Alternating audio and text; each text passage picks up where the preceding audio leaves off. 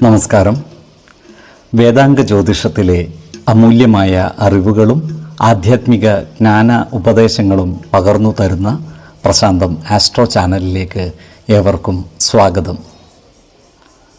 ഈ ചാനൽ ഇതുവരെയും സബ്സ്ക്രൈബ് ചെയ്യാത്തവർ ഇപ്പോൾ തന്നെ സബ്സ്ക്രൈബ് ചെയ്യുക. നോട്ടിഫിക്കേഷൻ ലഭിക്കുന്നതിനായി ബെൽ ബട്ടൺ അമർത്തുമല്ലോ. ഒപ്പം ചാനൽ ലൈക്ക് ചെയ്യുക, ഷെയർ ചെയ്യുക, കമൻറ്റ് ചെയ്യുക. കൊല്ലവർഷം 1200 ആണ്ടിലെ തുലാസംക്രമം രേവതി നക്ഷത്രത്തിലാണ്.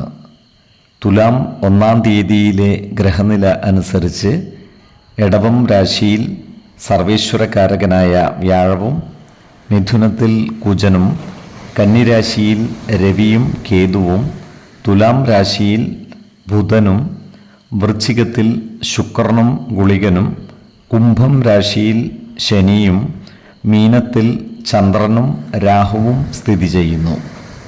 മകൈരം നക്ഷത്രത്തിൽ ജനിച്ചവർക്ക് തുലാമാസം ഗുണദോഷ സമ്മിശ്രമായിരിക്കും. ഈ നക്ഷത്രക്കാർക്ക് കർമ്മ മേഖലയിൽ പല പ്രതിസന്ധികളെയും അതിജീവിക്കേണ്ടതായി വരുവാൻ ഇടയുണ്ട്. ഇത്തരം സന്ദർഭങ്ങളിൽ സമചിത്തതയോടെയും ശാന്തതയോടെയും ആത്മവിശ്വാസം നഷ്ടപ്പെടാതെ മുന്നോട്ട് നീങ്ങുവാൻ പരിശ്രമിക്കേണ്ടതാണ്. ഇവർക്ക് വരുമാന വർധനവ് ഉണ്ടാകുമെങ്കിലും ചിലവുകൾ വർദ്ധിക്കുന്നതാണ്. അതിനാൽ സാമ്പത്തിക കാര്യങ്ങൾ കൈകാര്യം ചെയ്യുമ്പോൾ ജാഗ്രത പാലിക്കേണ്ടതുമാണ്. ഇവർക്ക് പ്രതീക്ഷിക്കുന്ന കേന്ദ്രങ്ങളിൽ നിന്നും സഹായം കിട്ടാതെ വരുവാനുള്ള സാധ്യതകളും കാണുന്നുണ്ട്. ഈ നക്ഷത്രക്കാരായ വിദ്യാർത്ഥികൾക്കും മറ്റു പഠിതാക്കൾക്കും കാര്യങ്ങൾ അനുകൂലമാണ്. പരീക്ഷാ വിജയവും ഉന്നത വിദ്യാഭ്യാസത്തിൽ പുരോഗതിയും ഉണ്ടാകുന്നതാണ്. ഈ നക്ഷത്രക്കാരോട് ശത്രുതാ മനോഭാവത്തോടെ പെരുമാറുന്നവരുടെ എണ്ണം വർദ്ധിക്കുന്നതാണ്. എന്നാൽ ഇത്തരക്കാരെ തിരിച്ചറിഞ്ഞാൽ അവരുമായി നല്ല സ്നേഹ സൗഹൃദ ബന്ധങ്ങൾ നിലനിർത്തുവാൻ പരിശ്രമിക്കേണ്ടതാണ്. ഈ നക്ഷത്രക്കാരായ യുവജനങ്ങളുടെ വിവാഹ കാര്യത്തിൽ തീരുമാനമാകുന്നതാണ്. വിശ്വാസികളായവർക്ക് ജാതക പരിശോധന ചെയ്ത് വിവാഹ കാര്യത്തിൽ ഉചിത തീരുമാനം എടുക്കാവുന്നതുമാണ്. ഈ നക്ഷത്രക്കാരുടെ ഭവനങ്ങളിൽ പൂജാതി മംഗളകർമ്മങ്ങൾ നടന്നു കാണുവാൻ ഇടയുണ്ട്. ഇടവക്കൂറുകാരായ ഈ നക്ഷത്രക്കാർക്ക് മാസത്തിൻ്റെ 2-ാം പകുതിയിൽ കാര്യങ്ങൾ അനുകൂലമായി വരുന്നതാണ്. സാമ്പത്തിക അഭിവൃദ്ധിയും സ്ഥാനമാനങ്ങളും സുഖ സൗകര്യങ്ങളും വർദ്ധിക്കുന്നതുമാണ്. മിഥുനക്കൂറുകാരായ ഈ നക്ഷത്രക്കാർക്ക് മാസത്തിൻ്റെ 2-ാം പകുതിയിൽ ഏർപ്പെടുന്ന കാര്യങ്ങളിൽ വിജയം വരിക്കുവാൻ സാധിക്കുന്നതാണ്. എന്നാൽ ഇവരുടെ കർമ്മ മേഖലകളിൽ മേലധികാരികളുടെയോ സർക്കാരിൻ്റെയോ ഇടപെടലുകൾ ഉണ്ടാകുവാനുള്ള സാധ്യതകൾ കാണുന്നുണ്ട്. എല്ലാ പ്രതിസന്ധികളെയും തരണം ചെയ്ത് മുന്നേറുവാൻ ഇവർക്ക് സാധിക്കുന്നതുമാണ്. ഈ നക്ഷത്രക്കാർ ആരോഗ്യകാര്യങ്ങളിൽ ഒരു പ്രത്യേക ശ്രദ്ധ പതിപ്പിക്കുന്നതും ഗുണകരമായിരിക്കും. 4, 12, 26 തീയതികൾ അനുകൂലമാണ്. തിരുവാതിര നക്ഷത്രത്തിൽ ജനിച്ചവർക്ക് തുലാമാസം ഗുണദോഷ സമ്മിശ്രമായിരിക്കും. ഈ നക്ഷത്രക്കാർക്ക് കർമ്മ മേഖലയിൽ കാര്യങ്ങൾ അനുകൂലമാണ്. എന്നാൽ സഹപ്രവർത്തകരുമായി നല്ല സ്നേഹ സൗഹൃദ ബന്ധങ്ങൾ നിലനിർത്തുവാൻ പരിശ്രമിക്കേണ്ടതാണ്. ഈ നക്ഷത്രക്കാർക്ക് ദൂരയാത്രകൾ ആവശ്യമായി വരുന്നതാണ്. ഇവരുമായി വിയോജിപ്പ് പ്രകടിപ്പിക്കുന്നവരുടെ എണ്ണം കൂടുവാനുള്ള സാധ്യതകളും കാണുന്നുണ്ട്.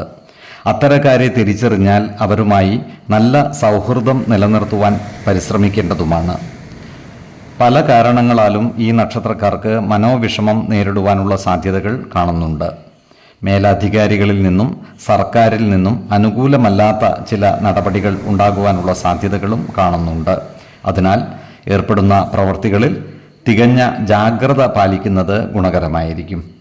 അതുപോലെ ധനനഷ്ടം വന്നു ചേരുവാനുള്ള സാധ്യതകളും കാണുന്നുണ്ട്. അതിനാൽ സാമ്പത്തിക കാര്യങ്ങൾ കൈകാര്യം ചെയ്യുമ്പോൾ പ്രത്യേകം ശ്രദ്ധ പുലർത്തേണ്ടതുമാണ്. ഈ നക്ഷത്രക്കാർ മത അനുഷ്ഠാനങ്ങളിൽ പങ്കെടുക്കുവാനുള്ള സാധ്യതകളും കാണുന്നുണ്ട്.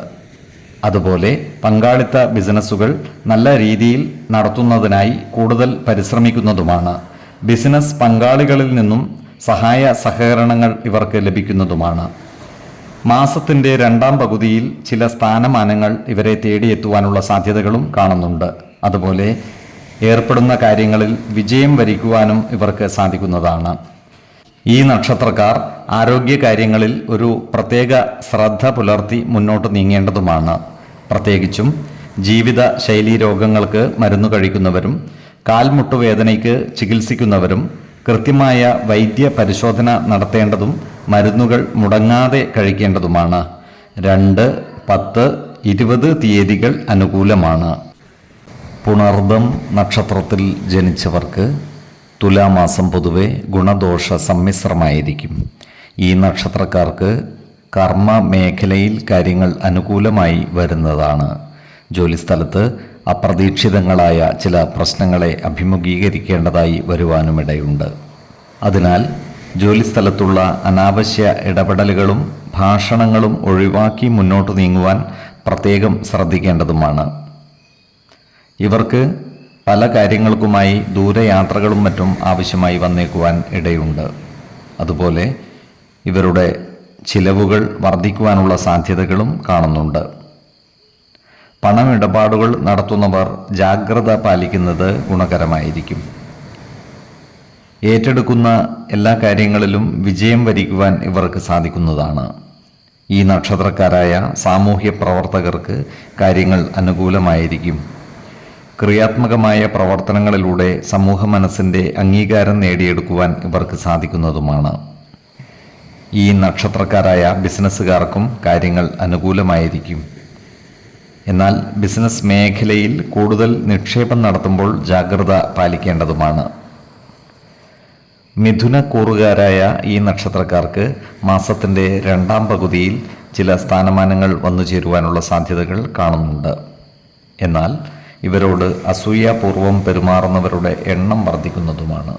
ഇത്തരക്കാരെ തിരിച്ചറിഞ്ഞാൽ അവരുമായി നല്ല സൗഹൃദ ബന്ധങ്ങൾ നിലനിർത്തുവാൻ പരിശ്രമിക്കേണ്ടതാണ്. കർക്കിടക കൂറിൽ വരുന്ന ഈ നക്ഷത്രക്കാർക്ക് ധനനേട്ടം ഉണ്ടാകുന്നതാണ്.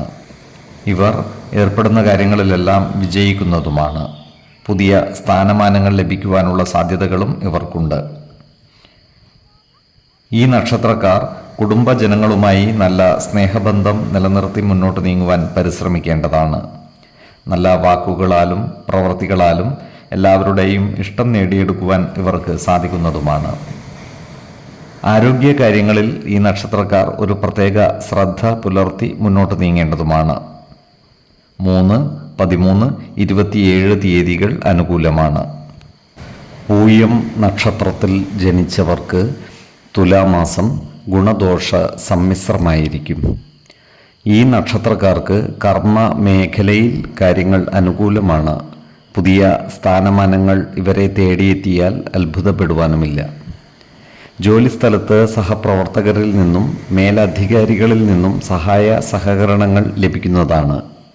ഇവർക്ക് വരുമാന വർധനവ് ഉണ്ടാകുന്നതുമാണ്.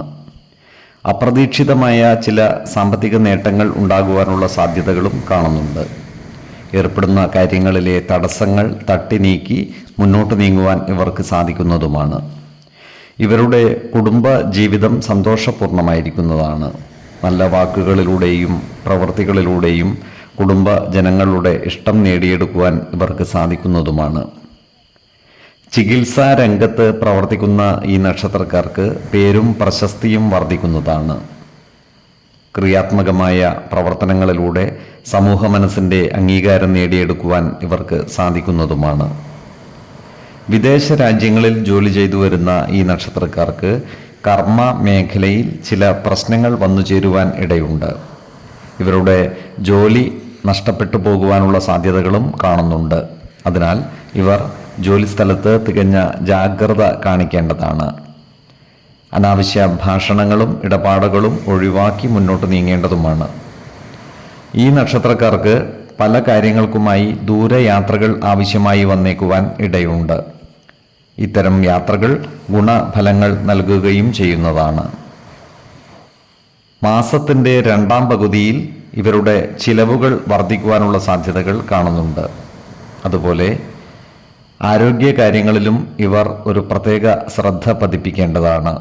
ജീവിതശൈലി രോഗങ്ങൾക്ക് സ്ഥിരമായി മരുന്ന് കഴിക്കുന്നവർ കൃത്യമായ വൈദ്യ പരിശോധനകൾ നടത്തേണ്ടതും ഡോക്ടറുടെ നിർദ്ദേശമനുസരിച്ചുള്ള മരുന്നുകൾ മുടങ്ങാതെ കഴിക്കേണ്ടതുമാണ്. 7, 18, 27 തീയതികൾ അനുകൂലമാണ്. ഈ നക്ഷത്രക്കാർ ജനിച്ച സമയത്തെ അടിസ്ഥാനമാക്കിയുള്ള ജാതകത്തിലെ ലഗ്ന രാശിയുടെയും ലഗ്ന അധിപന്റെയും സ്ഥിതിയും ശുഭപാപ ഭാവങ്ങളുടെ സ്ഥിതിയും ഓരോ രാശിയിലെയും ഗ്രഹങ്ങളുടെ സ്ഥിതിയും അനുസരിച്ച് ഇവരുടെ പൊതുഫലത്തിൽ ഏറ്റക്കുറച്ചിലുകൾ ഉണ്ടാകുവാനിടയുണ്ട്. കുടുംബ ദേവതകളെയും ഇഷ്ട ദേവതകളെയും ഉപാസിക്കുന്നത് ഇവർക്ക് ആയുരാരോഗ്യ സൗഖ്യമേകും. ഇഷ്ടദേവതാ മന്ത്രം 108 തവണ ദിനംതോറും ലിഖിത ജപം ചെയ്തു വരുന്നത് ഇവർക്ക് സർവ ഐശ്വര്യങ്ങളുമേകും. നല്ല വ്യക്തി സാധനകളോടെയും ഉപാസനകളോടെയും മുന്നേറിയാൽ സർവേശ്വരാനുഗ്രഹത്താൽ ഇവരുടെ സർവകാര്യങ്ങളും മംഗളകരമാകും. നന്ദി, നമസ്കാരം. ജ്യോതിഷരത്നം പ്രശാന്ത് കണ്ണോം.